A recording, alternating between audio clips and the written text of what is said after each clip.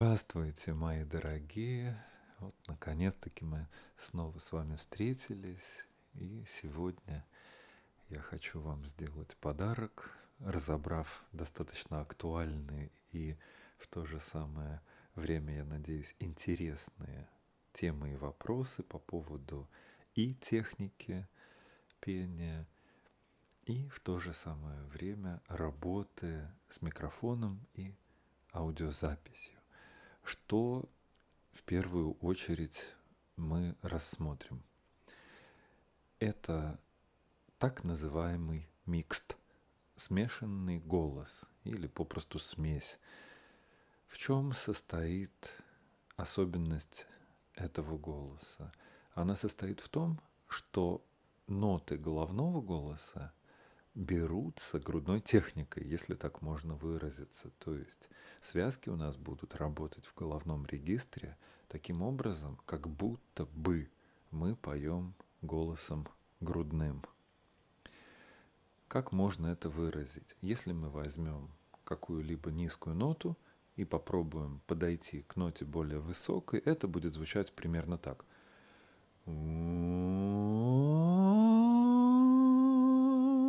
Обычно мы сталкиваемся здесь с переходным участком. И в такой ситуации есть опасность перейти на фальцет. Вот произошел срыв. Это и есть фальцет, то есть несвязанное звукоизвлечение. Естественно, на это есть огромное количество упражнений, но я покажу очень простое и в то же самое время безопасное упражнение. Это глиссандо.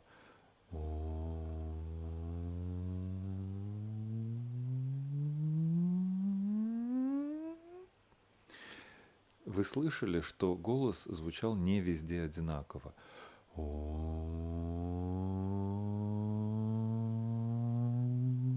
Вот видите, у меня здесь идет переход из грудного регистра в регистр головной. Что нам нужно? Нам нужно просто постепенно проходить этот участок на невысокой громкости.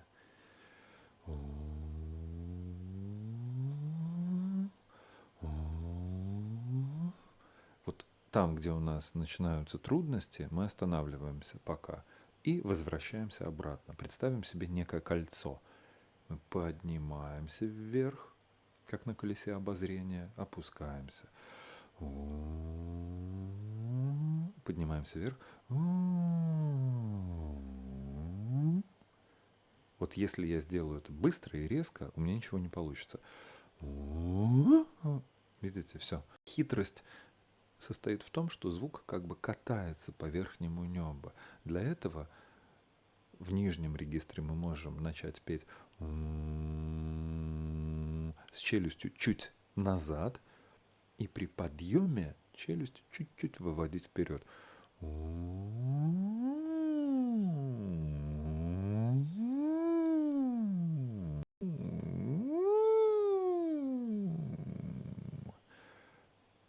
Вот такая вот техника. Теперь мы поговорим о дальности губ по отношению к микрофону. Я уже упоминал необходимость учитывать этот фактор. Куплет. Марс, заступив едва в небеса, приближаюсь, снял маску с твоего лица. Во втором случае голос звучал предельно громко и неестественно. Поэтому возвращаемся все к той же самой идее. Губы на 5 от микрофона, и звук как бы скользит относительно мембраны микрофона. Нажимаем запись.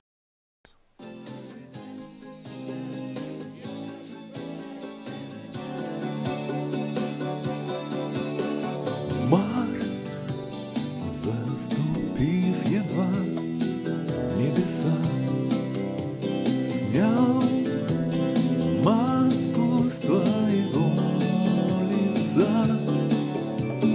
Я помню все слова и глаза,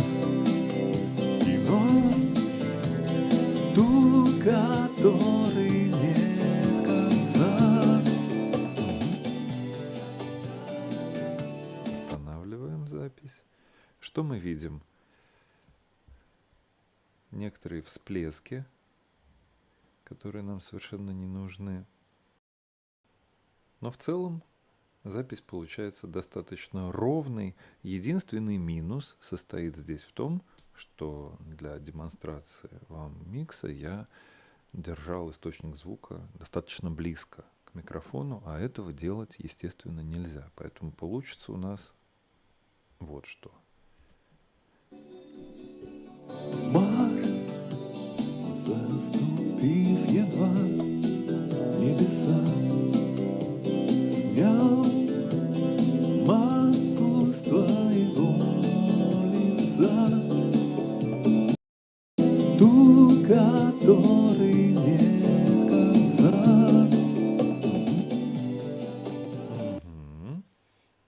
Соответственно, такую запись оставлять мы не можем. Почему? Потому что при сведении вот этот звук остального микса будет очень серьезно мешать.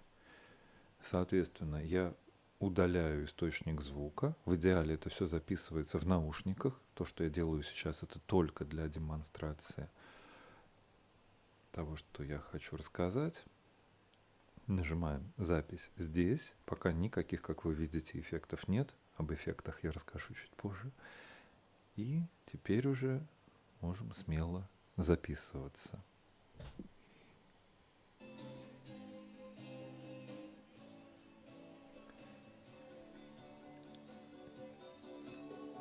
Марс, заступив едва в небеса, снял маску с твоего лица.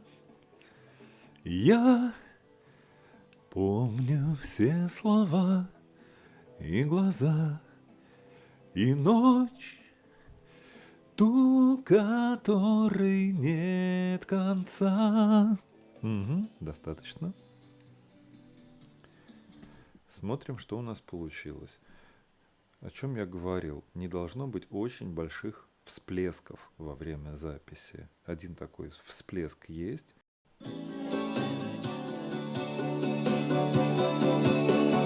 Марс, заступив едва небеса, снял маску с твоего лица.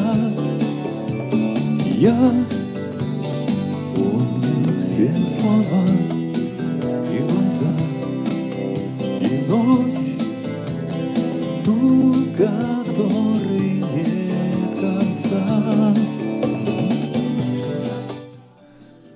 Что мы делаем в случае, когда все-таки прорвалась громкая нота, которая нам не нужна, и я не отвернулся достаточно от микрофона, чтобы эту ноту исключить? Мы опускаем на небольшое количество децибел вот такой вот полочкой. А здесь, в общем, минус 3 децибела примерно. Не так-то это много, но нам много и не надо. Слушаем. Маску с твоего. Можно, в принципе, это сделать и побольше, но, повторюсь, если вы будете делать это уж очень явно, то и слышимость неестественного звука также будет очевидна. Поэтому здесь либо переписываем, либо уже оставляем и потом будем слушать на сведение, насколько это возможно исправить. Если есть сомнения, лучше переписать, сразу могу сказать. Небеса снял маску с твоего лица. Не ужасно. Во всяком случае, с этим можно жить. Ничего криминального не происходит. Теперь, после того, как мы осуществили запись куплета, мы можем записать сразу и припев.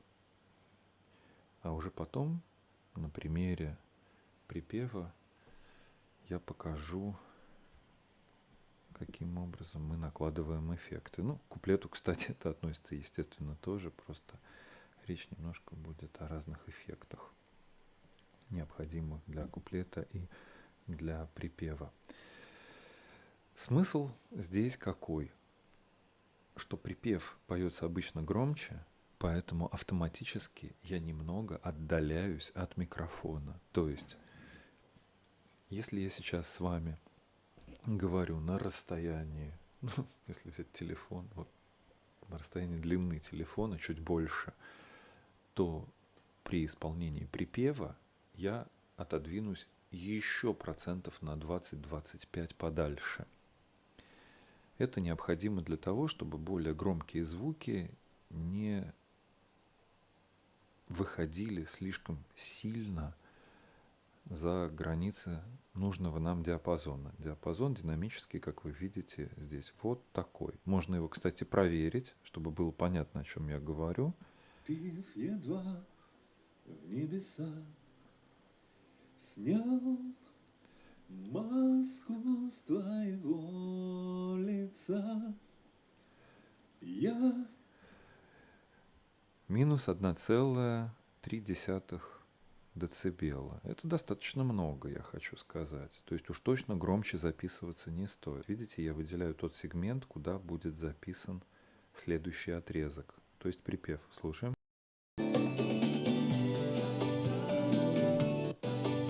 Я ставлю отметку примерно здесь, чтобы потом ориентироваться, где же начинается у нас припев. Ну, это дополнительный ориентир, в принципе-то он не нужен, но на всякий случай не помешает. Итак, ставим воспроизведение заранее, открываем текст.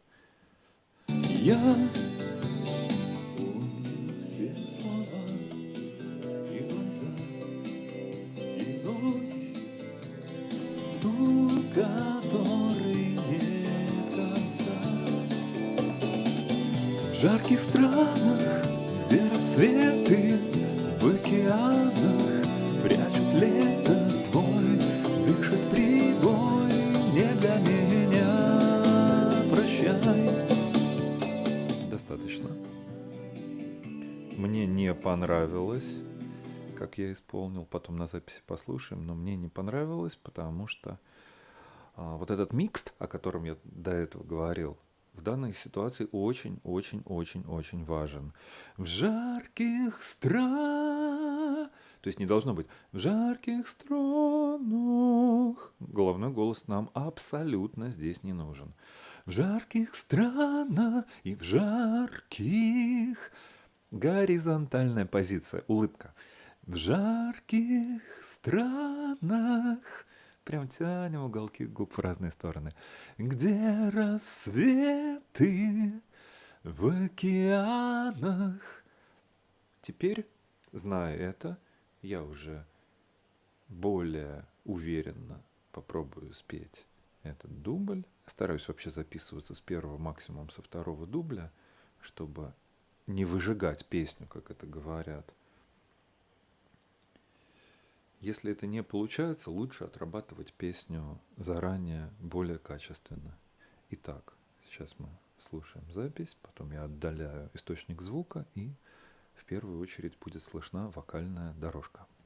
Я помню все слова и глаза, и ночь, ту, которой нет конца. В жарких странах, где рассветы в океанах прячут лето твой, дышит прибой, не для меня, прощай.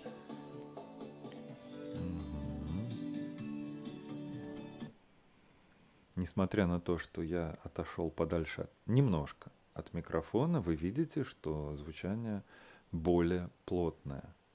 Это совершенно нормально. И хорошо, что принципиальной разницы в динамике нет. То есть она некоторая есть, ну потому что он громче звучит, это логично, но она не фатальна. Вот это прям очень важно. Послушаем, что у нас получилось вместе. В жарких странах, где рассветы в океанах Прячут лето твой, дышит прибой, не для меня, прощай. Конечно, по идее, повторюсь, мониторинг производится не через Bluetooth, который тоже имеет задержку примерно 106 миллисекунд, а через наушники, где задержка минимальна, там может быть 8 миллисекунд, то есть она почти не слышна. В жарких странах, где рассветы в океанах прячут лето твой, дышит прибой. Чуточку все-таки надо подвинуть влево, потому что по ритмике я не совпадаю, очевидно не совпадаю. В жарких странах, где рассветы в океанах прячут лето твой, дышит прибой, не для меня, прощай. Попробуем записать дополнительно бэк-вокал. Ой, мониторинг нам не нужен. Потом послушаем, что из этого получится уже с эффектами, но во всяком случае... Прячут лето твой, дышит прибой, не для меня, прощай.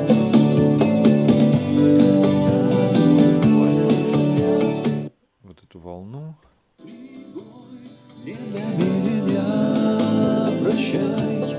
чтобы не было резкого перехода. Вот так. Прибой, не для меня, прощай.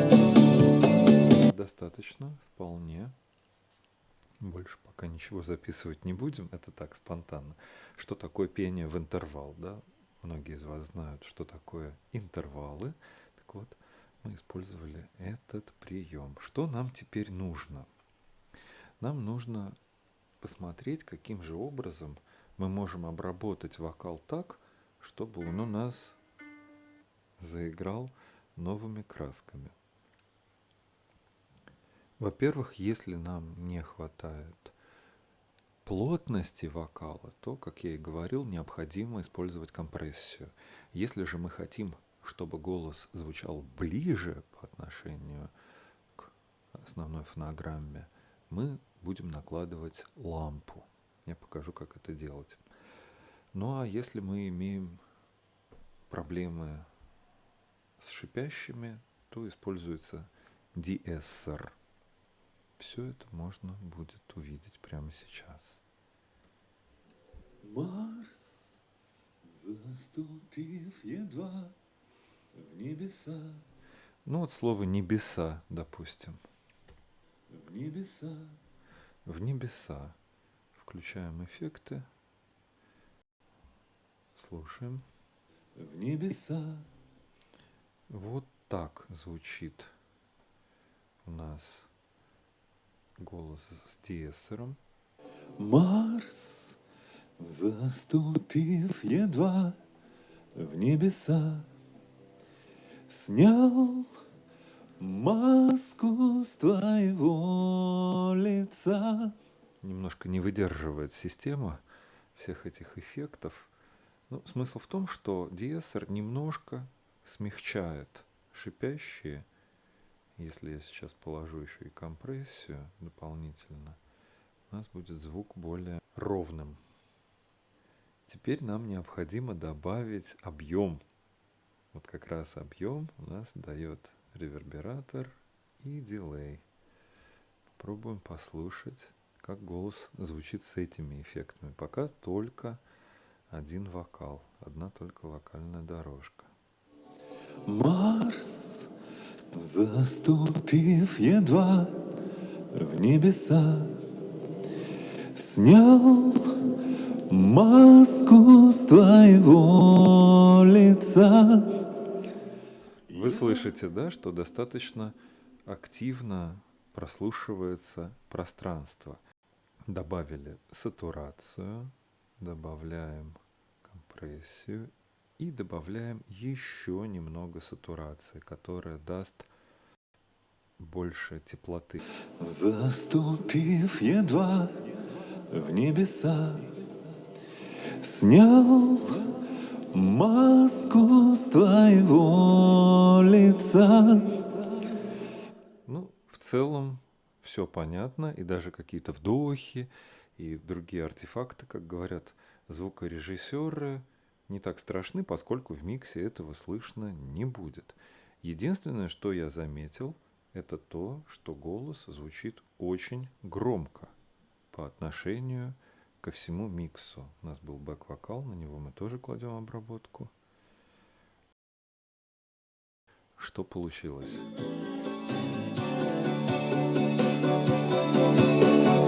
Марс, заступив едва в небеса, снял маску с твоего лица. Вы слышите, что вокал стал громче, он стал ближе.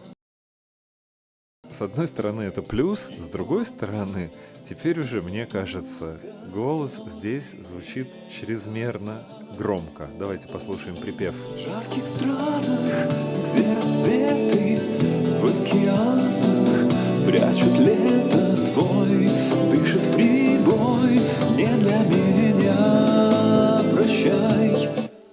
Ну, я бы не сказал, что припев звучит слишком громко, поэтому его я сделаю потише буквально на 1,5 децибела. А вот куплет я бы сделал потише децибела этак на 3.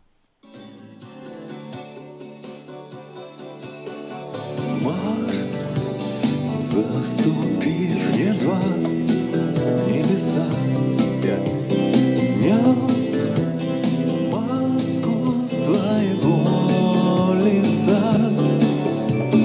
Я помню все слова и глаза, и ночь, ту, которой нет конца. В жарких странах, где рассветы в океанах прячут лето твой, дышит прибой, не для меня, прощай.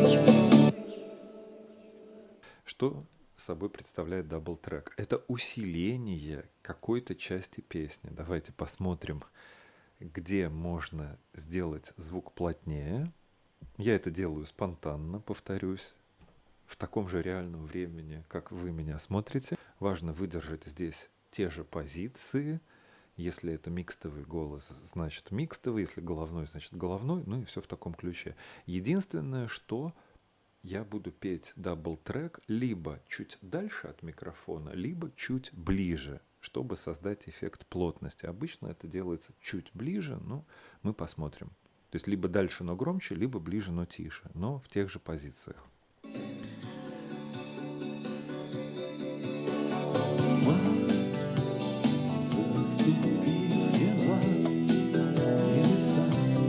Вот я бы сделал дабл-трек на слово «Марс» и «в небеса». Давайте попробуем это осуществить. То есть здесь я пропускаю, заступил едва, а вот здесь пока просто пробуем. Оп, убираем мониторинг.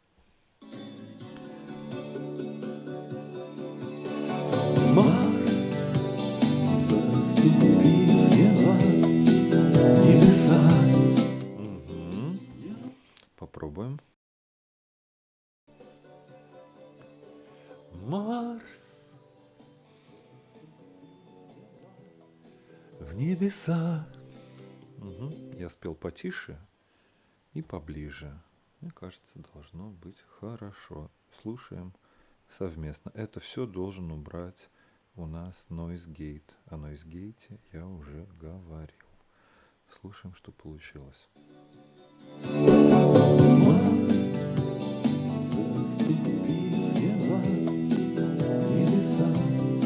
Вот со словом Марс как-то не очень. Нет, мне не нравится.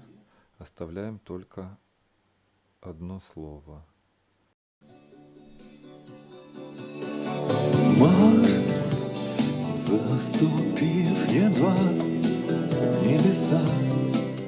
Наверное, не очень заметно, но я вас уверяю, что когда ты слушаешь эту запись в наушниках или на хорошей аппаратуре, то это очень слышно. Небеса снял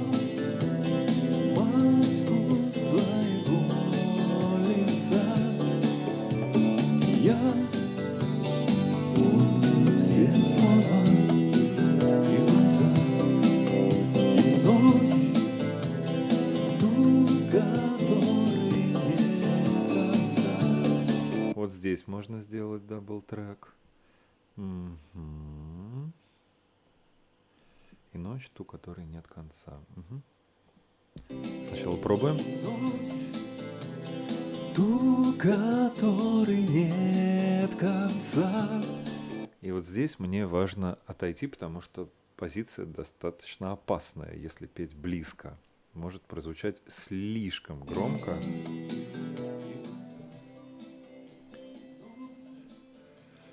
Ту, которой нет конца. Мгм. Посмотрим, как это будет звучать у нас в сумме. И ночь, ту, которой нет конца. Ну, чуть-чуть по ритмике вот здесь я не попал, не будем переписывать, послушаем и уже потом сделаем выводы, что можно оставить, а что вырезать. Пока не записываю, пока только готовлюсь к записи. В жарких странах, где рассветы в океанах прячут лето твой, дышит прибой, не для меня, прощай. Примерно так. Попробуем теперь записать, сделав фонограмму потише. В жарких странах, где рассветы в океанах прячут лето твой, дышит прибой, не для меня, прощай. Мгм. Допустим. Скорее всего, это будет звучать сейчас достаточно громко. Естественно, второй вокал не должен перекрывать основной вокал, поэтому мы сразу делаем его тише. Сразу убираем все хвостики, которые могут нам помешать. Второй вокал должен просто подчеркивать основной. А потом, может быть, я вырежу какие-то части. Накладываем эффекты, чтобы все было по-серьезному у нас. В жарких странах, где рассветы в океанах прячут лето твой, дышит прибой, не для меня, прощай. Очень сильно выражена, конечно, здесь партия второго вокала. Поэтому что мы делаем? Мы, во-первых, ее сделаем заметно тише, а во-вторых, вырежем часть. В жарких странах, где рассветы в океанах. Вот это уже в океанах нам не нужно. Это я делаю выводы на ходу.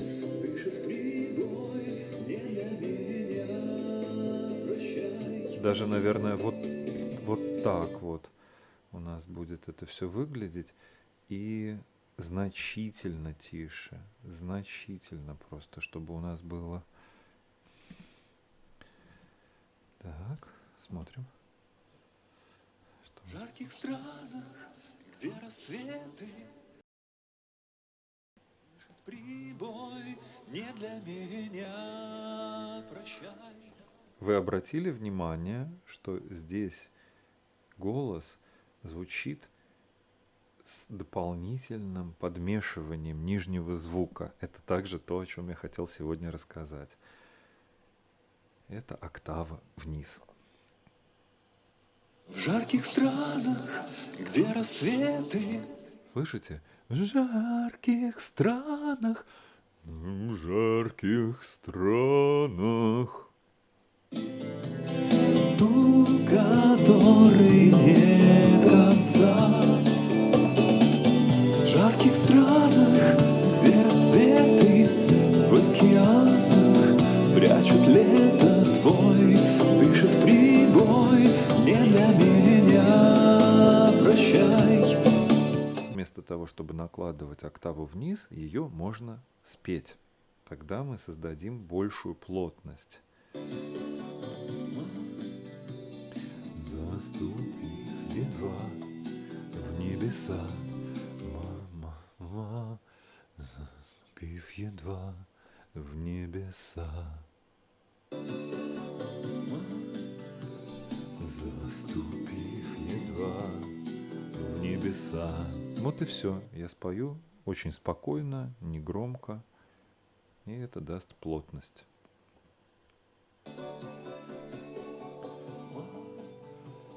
Заступив едва в небеса. Негромко, и при этом все равно этот голос будет слышен. Так или иначе он не останется абсолютно незаметным. Он сделает микс плотнее.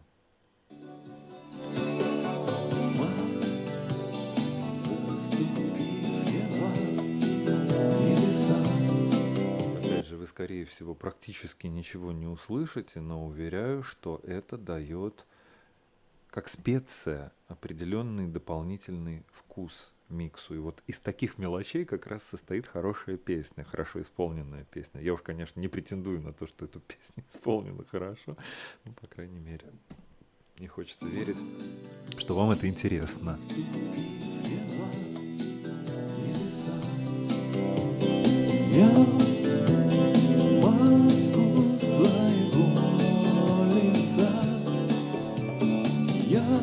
И вот здесь с твоего лица можно было бы добавить бэк-вокал. Маску с твоего... Какая-то про коронавирус песня. Маску с твоего лица. Послушаем. Маску с твоего лица. Как это звучит вместе? Маску с твоего лица. Громковато, конечно. Можно сделать прям совсем потише, чтобы нас ничто не смущало. Вот видите, вокальные треки не одинаковые. Бэк-вокал должен звучать максимально ровно. Он не должен быть вычурным. Даже еще потише его сделаю. Потом вы услышите, почему я так делаю, и поймете, что в этом был смысл на самом деле.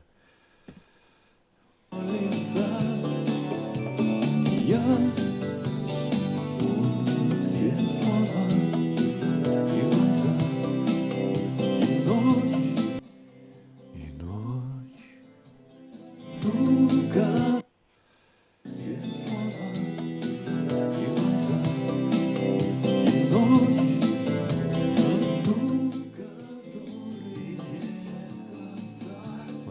Ту, который нет конца.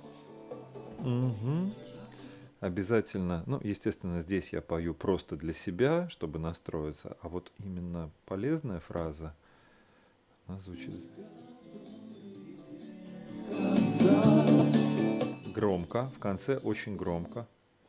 Это не подойдет, нужно заметно убавить громкость и здесь, и вот здесь, чтобы вход был плавным.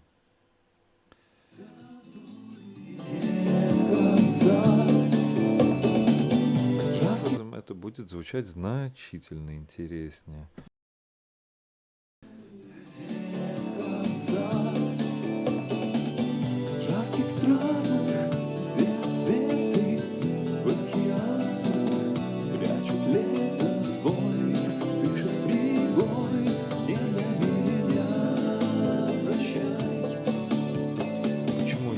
Записывать всю песню, потому что, естественно, это долгий процесс, и для того, чтобы вам продемонстрировать то, как можно с лету записать даже вот такие вот оригинальные творческие замыслы, мы это, собственно, и делаем. Начинаю с середины песни, потому что здесь нет никакой разницы, откуда начинать, поскольку в любом случае песня должна в идеале-то быть спета полностью, а для демонстрационных целей достаточно и того, что мы делаем. Теперь мы включаем все эффекты полностью, там, где они у нас были, и попробуем послушать, что у нас получилось, и получилось ли что-нибудь. Давайте заранее немножко сделаю.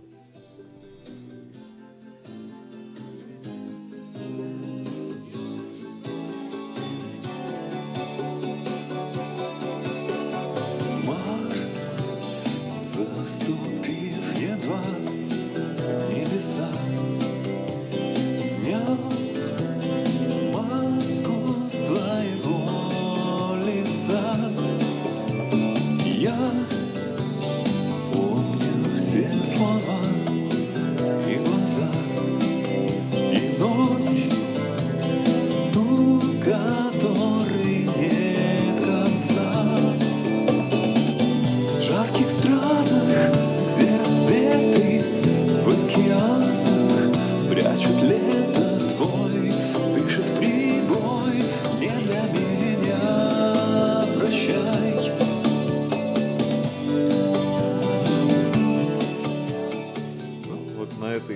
позитивной ноте я вас поздравляю, желаю вам радости, любви, счастья и огромной удачи. Пусть в вашей жизни происходят изменения только к лучшему, дорогие мои дамы, девушки. Я вас обнимаю и не прощаюсь. Всегда буду рад вашим комментариям и видеть вас очно. Счастливо.